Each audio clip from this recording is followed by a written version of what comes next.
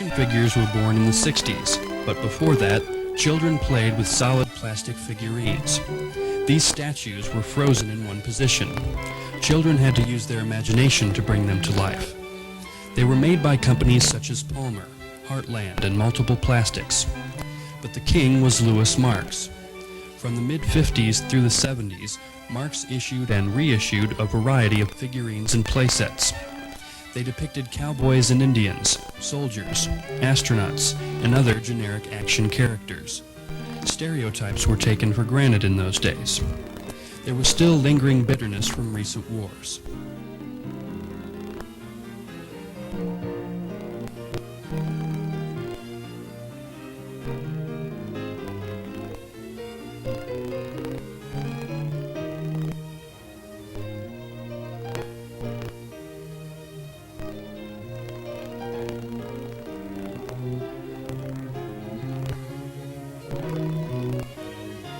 Marx produced licensed characters from the mid-60s to the mid-70s.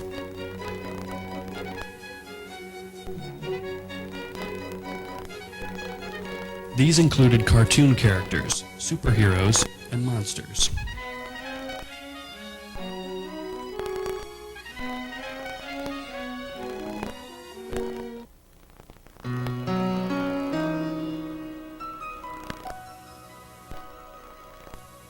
For years, girls had played with generic, childlike dolls.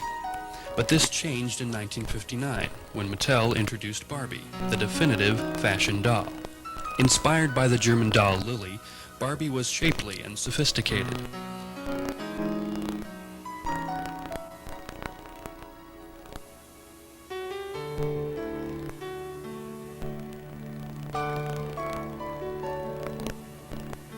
Mattel supported her with an endless array of accessories and companions.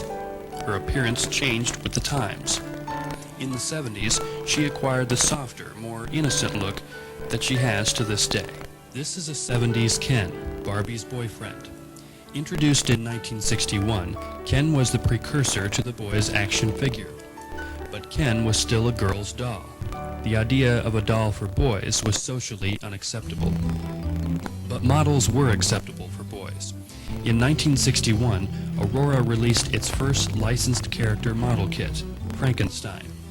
A monster fad had swept the youth culture, and Aurora fueled the craze by producing 12 more monster kits over the next 5 years. These models seem innocent today, but at the time, their scary subject matter made them controversial. That didn't stop them from being incredibly successful and influential.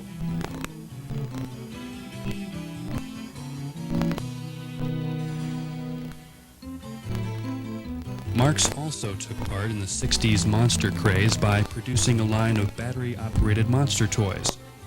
Perhaps the best was the remote-controlled Frankenstein. Standing over a foot tall, he had the power to pick up objects and carry them away.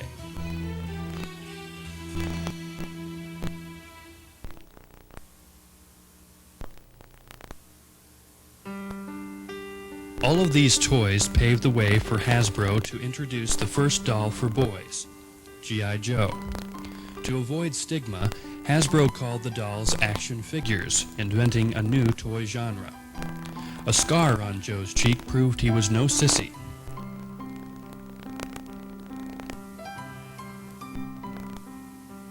Joe was 12 inches tall, fully articulated, and complemented by a wide array of accessories.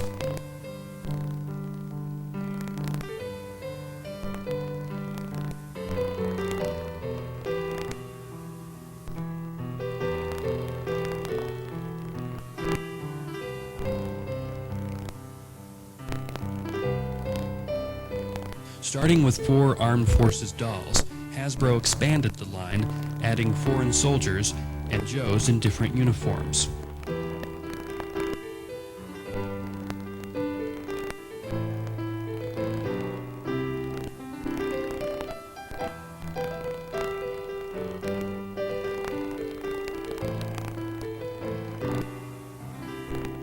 G.I. Joe became an American icon and the most famous action figure of all time. G.I. Joe's success led other companies to produce their own action figures. The most important was probably Ideal's Captain Action, released in 1966. Captain Action was similar to G.I. Joe, but instead of military uniforms, Captain Action wore the costumes of famous superheroes. In this way, one doll could become many different characters. Captain Action appeared just as the Batman TV show sparked a new superhero fad.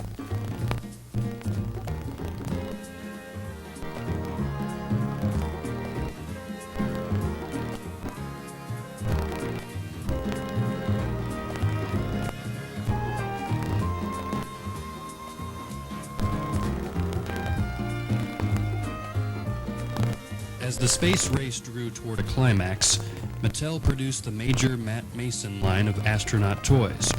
Unlike other 12-inch plastic figures of the era, Matt Mason was a 5-inch rubber and wire bendy. These toys were a serious attempt at depicting space exploration.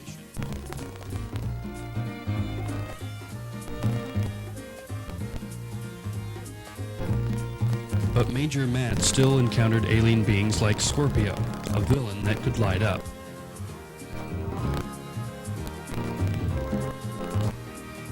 Captain Laser was an alien friend. The plastic 12-inch figure seemed very different from Matt Mason, but was nevertheless part of the same set.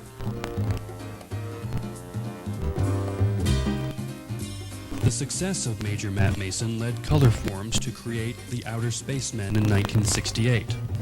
These unusual alien bendies were the first three-dimensional toys from the company that made its name producing vinyl stick-on sets.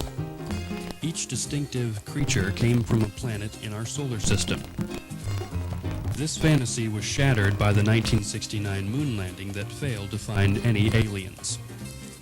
Kids lost interest in the toys, and a planned second series was never released. Today, the Colorforms aliens are recognized as one of the most unique action figure lines ever.